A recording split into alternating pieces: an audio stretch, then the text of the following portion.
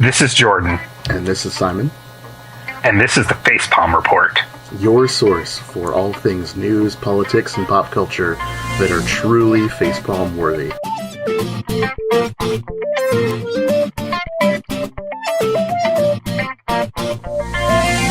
This week we're going to be discussing three stories.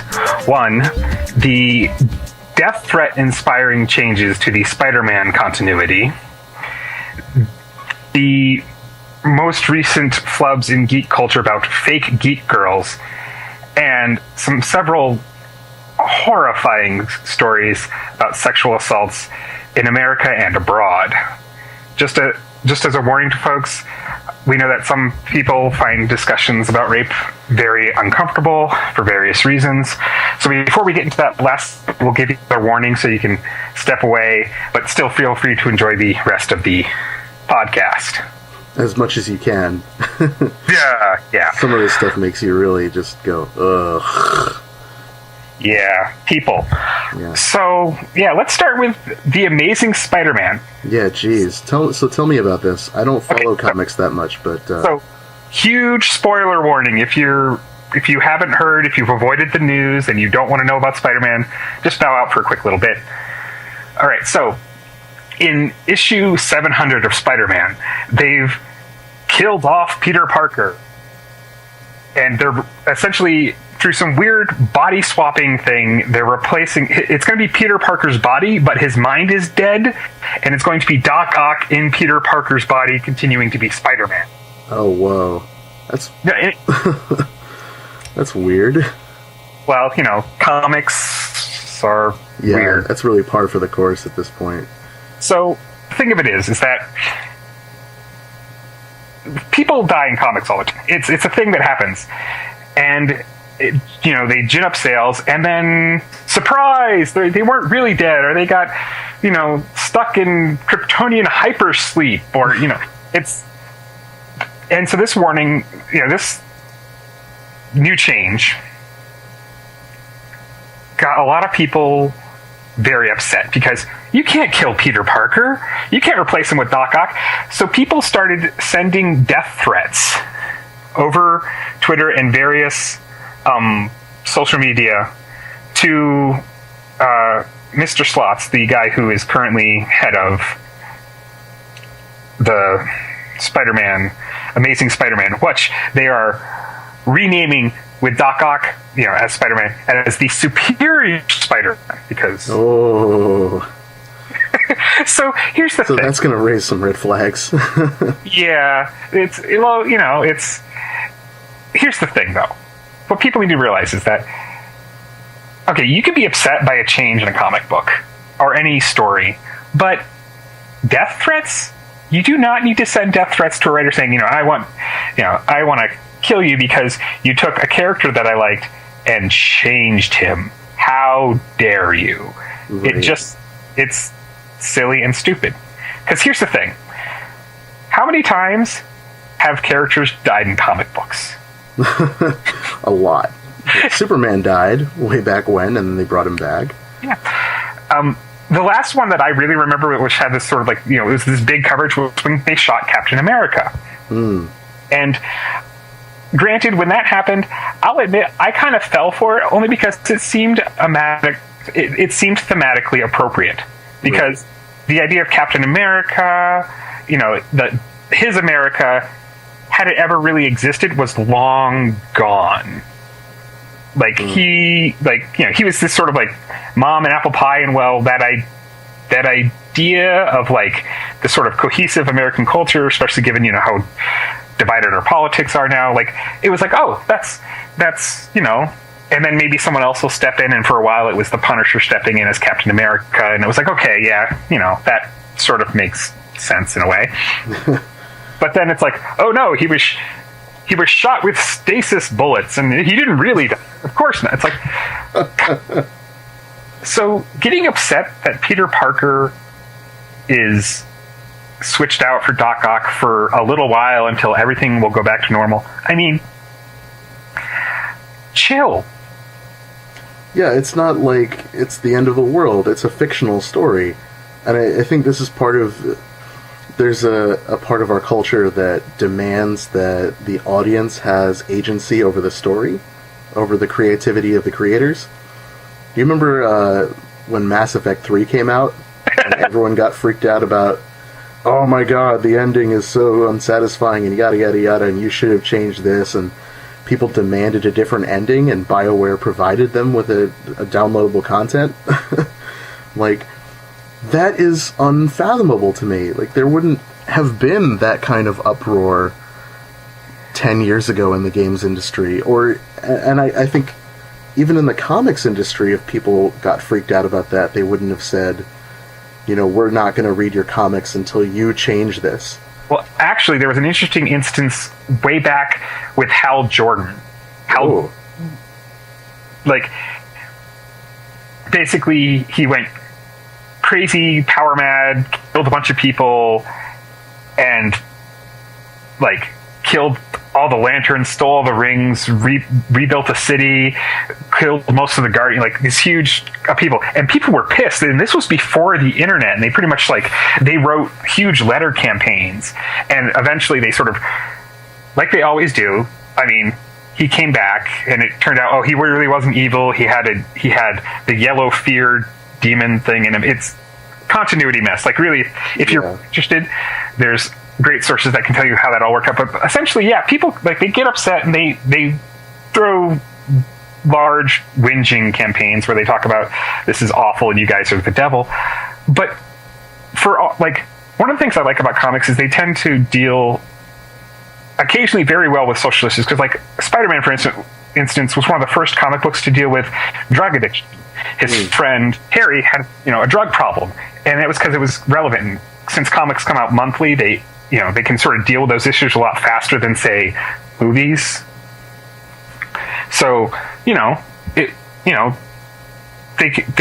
they're rapidly changing, but never really changing that much. Right. You always go back to standard. For a while there was that thing with, again, poor Spider-Man. He had his marriage, but because I guess comic book writers can't figure out how to keep a guy happily married, they undid his marriage by him making a deal with the devil. Are you serious? That whole oh my god. It's after the Civil War arc where he revealed his identity. Aunt May gets shot, and then I don't know, I guess none of his superhero friends can help him fix that up. So to save her, he makes a deal with the devil where Aunt May will be fine, people will forget who he is, but the devil wants his marriage. He was never married. So you can just see the comic book writers sitting at their desks going, how do I women? Oh. Chunga bunga. This segues nicely into, I think, our next topic, which is just the fundamental problem that I think the geek culture has with letting women have any role whatsoever beyond eye candy. No, this is the thing. The problem is that they're all just eye candy, Simon. Don't you realize that when a girl walks into a comic convention or a comic store, she is only there to be looked at? Didn't you know that she's there to just weasel money and attention out of you? Oh, I forgot that all women are soul-sucking Jezebels who only want attention and are treated like objects. Oh my god. Let's talk for a while about the concept of the fake geek girl, which I don't think is a real thing. Okay, so let's look at this as the sort of levels. Yeah. Let's just think for just a moment that there is such a thing as a fake geek girl. There's a girl who's just out there who wants attention, and so therefore will dress up in a Batman t-shirt or a Batman costume.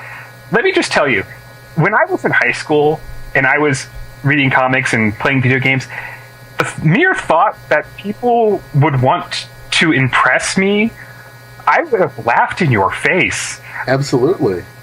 If this fake geek girl exists, geeks around the world should consider that a win. That our subculture has become popular enough that people want to imitate it. Yeah. I mean, and we've won. We have major motion pictures about comic books. We have people, looking at these stories going, wow, I really want to know more.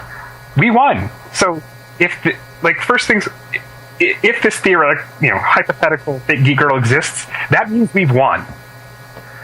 But no, she probably doesn't exist. Right. But we still won because we have a wider culture going, hey, this stuff is cool.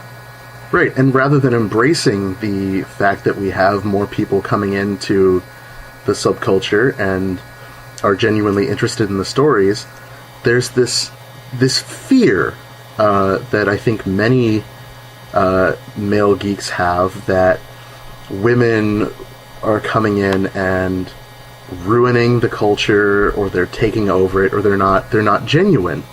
And this is a constant theme, the idea that women are not genuine about any way that they present themselves, which leads into the next issue that I think we're going to talk about, but we're not going to switch over yet. There's some there was a little 2-panel comic I saw in the Mary Sue where there's a guy walking around with a Green Lantern shirt, and someone says to him, "Hey man, nice Green Lantern shirt," and that's it, and they give each other like a high five. And then in the next panel, there's a girl walking around with a Green Lantern shirt, and a male fan runs up to her and goes like, "Do you even know who that is?" And she goes, "Yeah, it's Green Lantern. Like, can you name any of the lanterns?" And she lists off like 3 of them. And he goes, "Did you just check Wikipedia?" She's like, "No, I actually read comics." So there's this, you'll see that scene played out where like the assumption is that if women are interested in quote unquote geek culture, that they're not actually interested in it. It's so surreal. It's again going to that I thought we wanted, I think it boils down to this. That sort of, when you were in high school and middle school, being a nerdy, geeky guy who was into comics or into this stuff was tough because, well, you got stuffed in a locker. You were sort of socially ostracized because people thought your hobbies were childish and weird. And I guess what it boils down to is that now that it's become somewhat popular enough that it's expanded beyond your mom's basement. Yeah. Is that, well, if we don't ostracize people from this tight knit group of people, we all got picked on.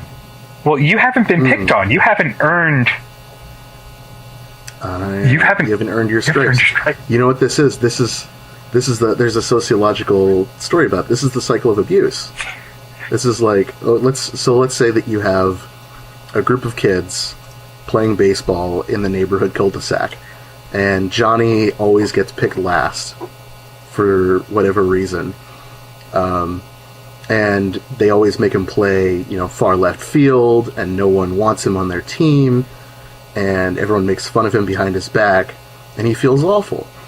And then Tommy moves into the neighborhood, and what does Johnny do?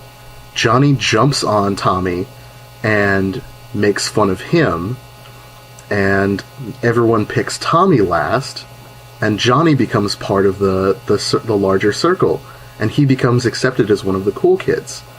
And then if another kid moves into the neighborhood, Tommy's going to do the same thing, because that's how this cycle of abuse works. That the idea that you have to be jumped in essentially is just so damaging, and we don't notice it because we're so close to this that we don't acknowledge it as a problem. This misinterpreted kind of feeling of ownership. Well, that ownership idea is because it's like your instance of the guy versus the girl wearing the t-shirt. Like, you see a guy sees another guy, says, "Hey, my people," but then also looks at the girl and says, "Wait a second, you're not my people. Like that person gets to be the gatekeeper of being a geek. I mean, being a geek, and when we're talking about comic books and video games because that's kind of the geeks we are. But I mean, geek kind of encompasses a whole. Being a geek is being really excited and enthusiastic about something that, while it may have now become mainstream, might not always. Because I mean, you can be a knitting geek. Yeah. Like you could be but that guy doesn't get to be the gatekeeper of who gets to be a geek. A geek is a self-identifier. There was actually a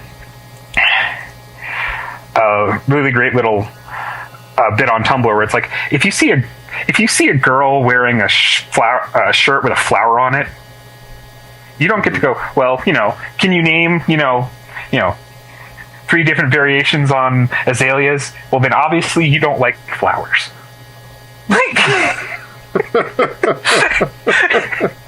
That's the same thing. It's the same thing. No. And if you pointed that out to someone, they would say no, because they don't want to admit that they're wrong. So I just don't get, like, I would think more people would be like, this is it. We've won. We've arrived. We have a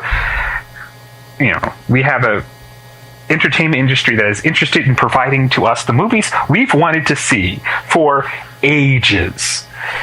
Even though Warner Brothers still can't seem to get their crap together to do a Justice League movie, but that's beside the point. We can dream. But it's just this idea that you have to, you have to earn your stripes, because if you're not picked on, you haven't suffered enough to be considered a geek.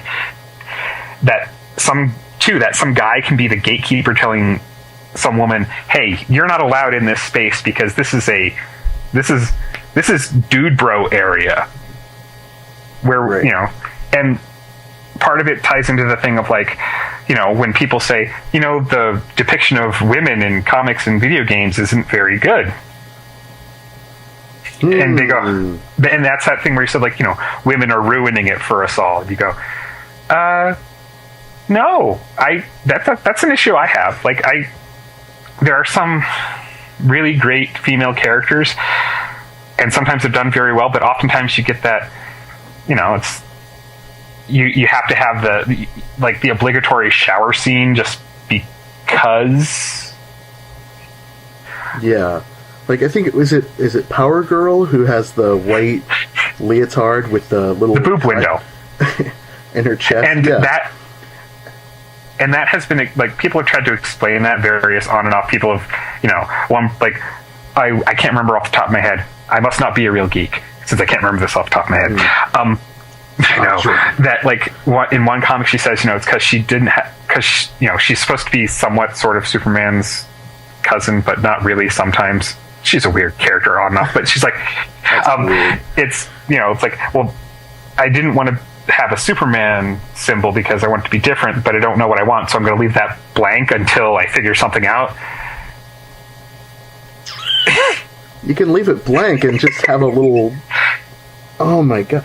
Well, here's the other thing about Power Girl is that I have seen pictures from different comics where she gets upset at people for looking at her chest and says that she's a strong female role model, and like tells one guy while she's beating him up, like, my eyes are up here. Like, you can't. And then, if you're the writer and you're trying to make a point about costuming being ridiculous and all that stuff, you shoot yourself in the foot the second that you try and have a serious conversation like that. Well, and then there's other... when your character looks like a and there's other instances where there's like a Batman Superman one where they say, we need someone to distract the Toy Masters, like this young guy, and then they all look at Power Girl and she goes, why are you all looking at me? And then she sort of looks down, oh. No, it's Power Girl. That's a whole, like. But there's the thing, like, we're having this conversation, Simon. We're trying to figure out these weird issues with, because you can have sex and sexuality, and it be okay, but then you have the exploitive versions that keep creeping in. But because we're having this conversation, we've bought into the the feminist orthodoxy, and we're obviously buying into all these fake geek girls, and they're ruining our culture, Simon. They're ruining it for everybody. And how dare we stand up for a marginalized group that is constantly oppressed by a culture which has existed for millennia and will continue to exist until people actually start doing something about it. Now, Simon, of course, now are you talking about geeks or women? Because, of course, geeks are oppressed. So, yeah. I mean, we've got to stand up for them. This is what I like to call the hierarchy of oppression, which is that, my subculture is more oppressed than your subculture. Well, my religion is more oppressed than your subculture. My ethnicity is more oppressed than your religion. My gender is more oppressed than your ethnicity. Everyone, nobody has a monopoly on oppression. So why don't we try and, stop oppression sort of over deal with it bits and pieces at a time, but deal with the sort of overarching oppression. But boy, that's nice. So, but we don't have to deal with that because we're living in a post-racial world because we put Obama in yes, the White and as soon as he was inaugurated the first time, like it was like that scene in Indiana Jones and the Raiders of the Lost Ark where they lift the cover off the Ark of the Covenant, and every KKK member just like had this like face melting thing went on. It obliterated racism everywhere. Oh wait, no. No, you just have to look at the 2012 election for that. All right. So yeah, let's. Jeez. So how about this? I'm going to do all geeks in range of my voice. Just take the win. We've won. Yeah. People like our culture now. Like this, our granted, we've gotten crappy video game movies, but the fact that people are willing to try and tell these stories at all is a win. I mean, you used to have to sit there and and there's actually a article one geek girl wrote about how she used to hide her love of Star Trek because with her and another female friend, like they talk about it together because they all they too sort of felt that social ostracization because they like this thing that was considered kind of weird. So I think we should take this as a win that everybody can now sort of come out and say, yeah, you know what, I like Star Trek and Star Wars and comic books and video games, and that's okay. Trying to police the culture and saying you can't be part of this culture because you just happen to have lady parts. Right. If you're a geek or a nerd or anything like that, and you are terrified by the idea of women coming into your hobby, maybe you need to reevaluate your perspective on women. Yeah, and that seems like a good way to tie in to the last. Okay, so we'll give the warning if discussions of sexual assault make you very uncomfortable. Step away now. We'll see you again in 2 weeks. So we'll give you your moment to pause, run across the room, run away. Pause the computer, close it. If you were away from your computer, hopefully I've given you enough time. All right. Oh boy. This has not been a good 2 weeks for anyone, really. I didn't want to do this sort of like very special episode so soon in our run because I kind of wanted to get a few more lighthearted episodes under our belt because everything else we can sort of make fun of. Like, it's like with our first episode, the Mayan Apocryphal. This one, people getting all upset about Spider-Man changes. Those are things that are easy to kind of joke about, and I personally tend to use humor to deal with stuff because, well, I like humor. It's a lot easier to deal with stupidity when you can laugh at it. These aren't stories that you can laugh about. No. But it was unavoidable because there were 3 major stories that came up that were just horrifying. And I'll go from, we'll start in the U.S.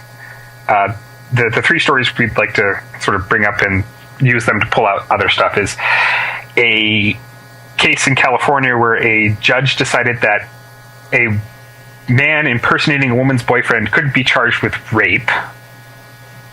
There is the sexual assault that happened in Ohio where a girl passed out drunk at a party and was carried around drunk and exposed, and there's various stories on exactly what happened to her that range from disgusting to downright horrifying. And then there was the sort of, right now the penultimate of these was a victim in India who was gang raped to death. Yeah. How do you even start with this? I'd like to try to keep this show PG-13, but this is one of those things that makes me want to go on those sort of expletive-laden screeds about how just this is not okay. Yeah, it's unbelievable that this is still happening, and then at the same time, it is painfully believable. Do you know what I'm saying? Like, I don't want to live in a world where this is a common occurrence, and I don't want to live in a world where people can constantly point to these kinds of stories and say, why isn't anyone doing anything about this? Like, the culture of the rape culture that we are living in is constant and pervasive, and it's everywhere. We can't escape it until we start really looking at what is happening at all levels, from outright rape to some of the other insidious forms of sexual assault and harassment, which are more subtle and just as damaging. This paradigm is not going to change. Well, and there was an interesting study that they looked at using discussions about social norms to reduce rape proclivity among men. Basically, the idea is that if you live in a society that says things like, oh, if she hadn't been wearing that, she wouldn't have been raped, you're more likely to think that, well, okay, yeah, damn, if she hadn't been wearing that miniskirt, that guy wouldn't have raped her, obviously, because, obviously, all men are just inherently rapists and are just waiting for the chance to rape. Yeah, that's what's more troubling about that argument, in a way. It's saying that it is like a genetic imperative that men have to attack women. There was actually in Swaziland. So there was a couple assaults in Swaziland, and they asked for there was protests which were kind of suppressed by police, similar to India. But they said, okay, we'll pass a law. They said, okay, so we're going to outlaw women wearing miniskirts because that'll stop it. Which doesn't do anything. There's still cases of rape in countries where women are forced to be covered. It doesn't... and what's even... Okay, so let's talk about this for a second. So, did you know that in America, for quite a while, you could not, under the law, rape your wife? Again, because the idea was, well, you're married. Consent once means you've consented to sex in, forever. If you say yes once, that is a blanket yes to every. But we've laws have changed. So now, spousal rape is a thing that you can be charged with. Because Absolutely. The culture changed. There are still some people out there who hold on to that view, like, you can't, that idea that if someone has had sex, they can't be raped. Like, you can't rape a prostitute, or you can't rape this girl who's, she's had sex with a bunch of guys. So, she's obviously just given it away. So, I mean, why is this then indifferent? And when people say that, it's, again,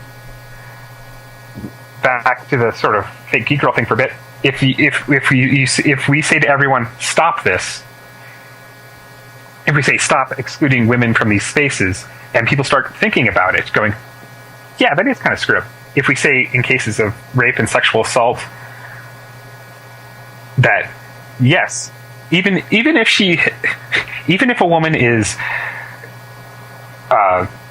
very sexually promiscuous, she's the one who's deciding, it's two or more consenting parties coming together and saying, we're going to have sex consensually.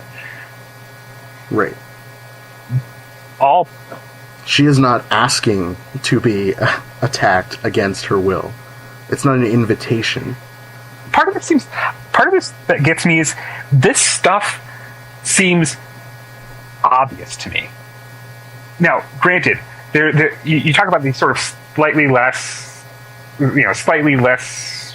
horrendous, but still very insidious. Like let's start with one of the things that seems so innocuous, but is sort of ties into this. See, when I was a younger man, I used to believe in that whole friend zone thing. That if you're nice enough, but you keep getting put in the friend zone because you're a nice guy, but they're not gonna. It's like, and then I grew up and realized, because I heard conversations about it, that idea that women aren't machines that you kindness into until sex falls out. That that was one of those things that it was like, oh wow, man, I've been kind of an asshole, haven't I? And you realize that because somebody came out and said that, so these conversations need to happen, even though they're very uncomfortable. So when somebody says something silly like, oh, if it's a legitimate rape, then there's no chance that the pregnancy is going to happen because a woman's body just shuts the whole thing down. That is something that needs to be answered to, because you need to stop that idea, because then if someone gets pregnant, well, then someone says, well, she wasn't raped, because I heard some members of Congress say that, and obviously those guys have to know what they're talking about, right? Right, they got elected into office. Like, they should know about these kinds of things if they're making laws about other people's bodies. You'd think they would know a little bit of the correct medical science. So, jeez, it's so pervasive, and this is. I think a number of people will reject this idea. Not everyone, but certainly some people will. Which is that this is what Gloria Steinem and other women call the cult of masculinity. The idea that many men in our culture are addicted to control and power, and they reinforce it however they can, which is why gang violence is so prevalent, which is why a lot of people join the military and go off and kill other people in places, and why domestically people attack other people, whether it is a fight, like a fist fight, or a rape, because at the end of the day, rape is not necessarily about sexual gratification. It's about control. Which is why men can rape other men, and that's not necessarily because they are sexually attracted to other men. It's about control. Like the instance in India, one of the horrifying details that turned my stomach was they raped her with an iron bar, and it tore out her insides. Like, you're not. That's not sexual pleasure. That's control. That's punishing her for being in a space that these guys didn't want her in. Think that because she was in that space, she was property. They're like,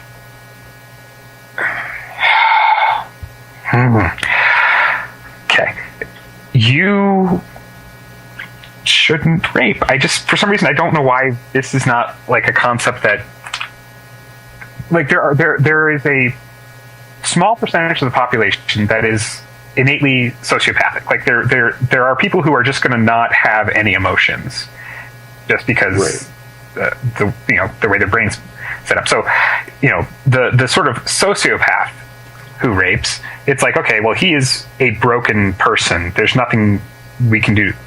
When you have the people who aren't sociopaths, but they've been, they've been told by society that, well, she shouldn't have dressed that way. Women are property.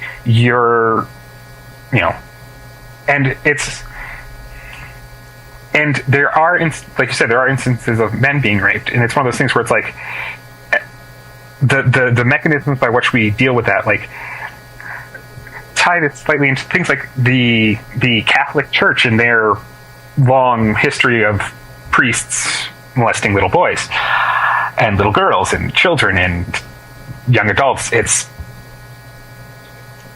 I don't care if you are a priest, a plumber, a professional football player, or a politician. You don't get to touch someone without their consent.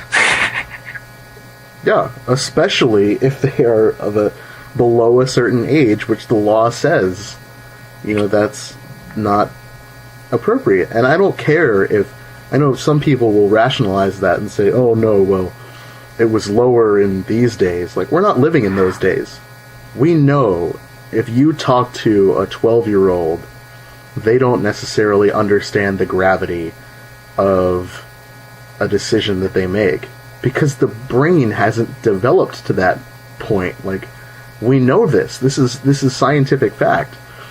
If you study anything about adolescent development, and that's why the laws have changed over time to reflect the new knowledge that we have. It's never acceptable to violate someone's space or someone's body to make them feel like an object, and yet we do it constantly. I mean, even the idea that men have to prove their own masculinity constantly through violence and through sexual violence to anyone. Like, so many of these cases involve things like the bar, like attacking people with phallic objects like firearms and poles and all that stuff. Like, that's not about sex. That's about proving that you are a quote unquote superior person. You attack someone's wife, because it's quote unquote their woman. It's their daughter. That's how you conquer, by quote unquote spreading your seed. That this is an archaic concept that people perpetrated during the Middle Ages. This is how people fought wars before, and we are not living in that kind of world anymore. And it was not okay then, and it's not okay now. It's one of those, like, this is 2013. Why are we still debating this? Right. It's not like we have to justify it to anyone, and we shouldn't have to justify not doing this and making fundamental changes to the way in which our societies are structured. And that's the thing. And like I mentioned that study, we have to. Those fundamental changes are going to be tough. It's going to take time, but we need to start these conversations. We need people, like, when someone says something stupid and inaccurate, like, oh, well, if she hadn't been wearing that, she wouldn't have been raped. It's on you to stand up to that person and say, no, there's rapes occur in countries where women are much more conservatively dressed. Rape was around before the invention of the miniskirt. Someone says, oh, well, if it's, oh, she probably just changed her mind afterwards. While there are instances of force reports of rape, those are statistically very, very, very, very, very small. Very small. So, while, yes, that is a possibility, the idea that is the default assumption is unhealthy. There's a difference inside a courtroom. If someone's defense attorney says something like that, that's the defense attorney's job. But in almost no other crime is the victim, accused so much outside the courtroom. Like if your house gets robbed inside the courtroom, a defense attorney might say, well, did you sell this? Is this an insurance scam? They will accuse you of lying because that's their job. Their job is to discredit any witnesses. But when you get outside the courtroom, society goes, man, that sucks that your house got robbed. Like, I'm really... Right. You don't say, like, well, did you leave your door unlocked? What if your house hadn't looked so nice, so well valuable, like maybe someone wouldn't have broken in there. Gee. And people don't say like, oh, you looked like you really wanted to get stabbed. There's something about there. This is what we're talking about with the culture of rape and power that makes it less objectionable for most of society to commit these kinds of acts because we've rationalized them. I mean, and this is a way in which we socialize boys and girls right from the get-go. I mean, not only about what roles they're supposed to play in terms of what colors we dress our children in and what toys we give them, but also the way in which we treat sexuality in American culture, specifically, but also this is true in many cases around the world, where we say that women are supposed to be pure and chaste and well-behaved and well-mannered, but they should also be sexually gratifying to their partners, and they should dress in certain ways which may be considered sexually arousing to some people, and in many cases I don't think that it's okay that we're having our 6-year-olds walking around in mini skirts and halter tops. Like I don't care what you wear when you're over 15, 14. Like at that point, you're developing your personality. You're kind of making those decisions for yourself. It still doesn't make it okay for someone to attack you. But when you're 6, when you're 4, when you're 2, you can't make those decisions for yourself. And when we have a culture that has lingerie lines for girls who haven't even hit puberty, something's messed up. Like it's and these are one of those issues where you can kind of get stuck in the mud and spinning your wheels, because both you and I, Simon, I think are at a point where we're going, we understand this is going on, this is a bad thing. But it really becomes, like I said, you have to go out into the world and say, this is wrong. This is not okay. And I'm hoping in our small way that we can start this conversation. Because like you said, it goes from how we teach kids. There was an article a while ago in Ebony, I think. But I think it was some football guy had basically talked about how he remembers when he was little, that game of pulling a girl's hair in grade school, and how it was that thing where you just said, oh, that's just something boys do. Mm-hmm. That's how they say how you like them. But we and then that grows up into slapping a girl's ass when she walks by, and you and your friends giving each other high fives. That's where it starts. That's where the idea that someone else's body is your property starts. He mentions that it took him a while, growing up and hearing the other conversations, that he goes, wow, that was wrong. And so we need to have these conversations, and we need to stand up to the ideas that, unfortunately, during this last election, a lot of the Conservative Party was out talking about how, there was like this attempt to redefine rape, that if you didn't fight enough, well, obviously, you wanted it, it's not a legitimate rape, it's not forcible rape, rape is rape. If the parties involved in the act are not consenting, it is rape. Plain and simple.